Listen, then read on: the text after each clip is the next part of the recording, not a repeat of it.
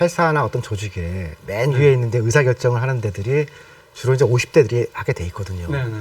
10년 전에는 이제 제가 이제 유신 세대라고 불렸던 조금 10살 많은 사람들이 있었는데, 그러니까 386하고 유신 세대하고 보면은 정치적으로 안 맞거든요. 여기 경쟁하고 갈등하는 곳인데, 그러니까 386들은 그러니까 그 앞에 있던 60대들을 밀어내면서 그 자리에 승진을 하거나 개별적 그런 일들이 많이 벌어졌어요. 예.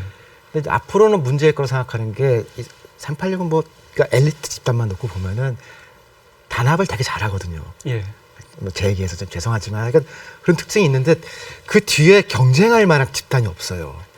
그러니까 어쩌면 지금의 이 386들은 지금부터 이제 집권을 시작해서 굉장히 오랫동안 뭐 회사 사장이라든가 내지는 이런 자리에 굉장히 오래 있을 것 같다라고 하는 위협감을 어쩌면 청년들이 느끼는 건지도 몰라요. 네. 네. 잠깐만, 저는 세대론에 대해서 회의적인 이유가 세대를 관통하는 불평등이, 그러니까 세대 내 불평등이 세대를 관통하는 불평등보다 훨씬 더 크거든요. 아까 말씀드렸다시피. 예. 예. 그리고 또 다른 차원에서 별로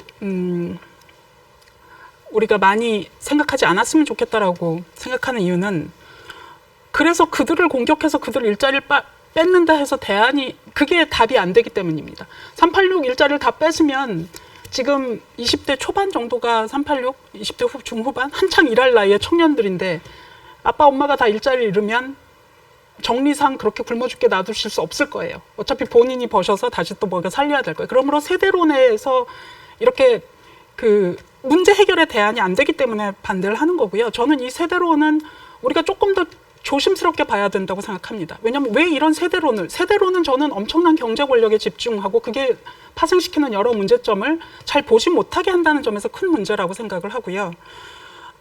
왜 이 세대론을 자꾸, 우석훈 박사님을 제외하고 왜 이런 세대론을 자꾸 전면에 내세우는가는, 예를 들어서 386이 정치적 경쟁 세력이라고 생각하는 그런 집단이 또 만들었을 수도 있고요. 이건 음모론적 차원에서 그냥 아무렇게나 제안하는 거니까 너무 심각하게 받아들이실 필요는 없지만, 저는 문제의 본질을 보지 못하게 하는 담론은 가능하면 많이 쓰지 않으면 좋겠다는 입장을 가지고 있습니다. 근데 이제 세대론이요, 유엔 차원에서 쓰는 게 제일 많이 쓰는 거지.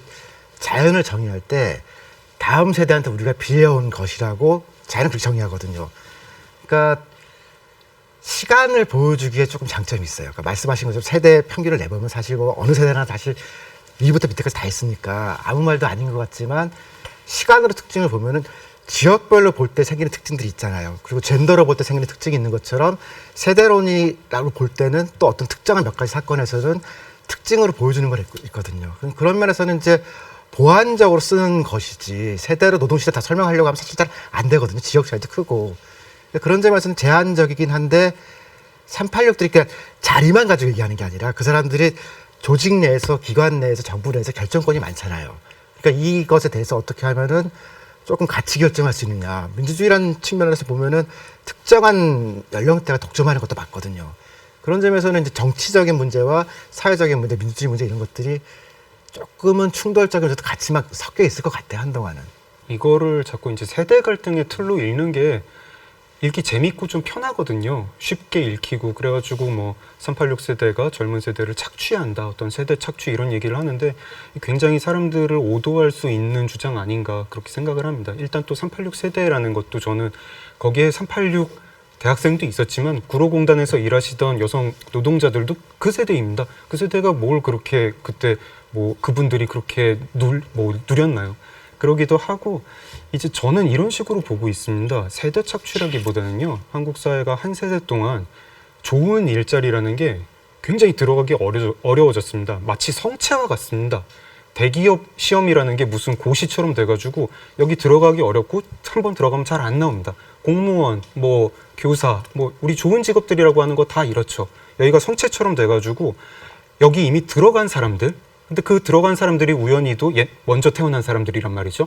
이 사람들은 그 좋은 일자리에서 좋은 임금을 받고 좋은 노동 환경을 누리면서 살고 있습니다. 그리고 이제 이 일자리에 들어가야 되는 사람들, 공교롭게도 나중에 태어난 사람들이 대다수입니다. 뭐 먼저 다른 일을 하다가 이 일자리를 노리는, 이제 이 일자리를 찾고 싶은 뭐 나이 든 사람도 있겠지만 이 사람들이 보기에는 젊은 사람들이 보기에는 그 일자리는 굉장히 문이 작고 성체처럼 돼 있고 거기 있는 사람들은 다 자기보다 10년, 20년 전에 들어갔던 사람들인데 그 사람들이 들어갈 때는 분명히 쉽게 들어갔고 이런 걸 보면서 좌절하고 아, 저 성벽이 있다. 그리고 그 성벽 자체가 어떤 계급처럼 느껴진다.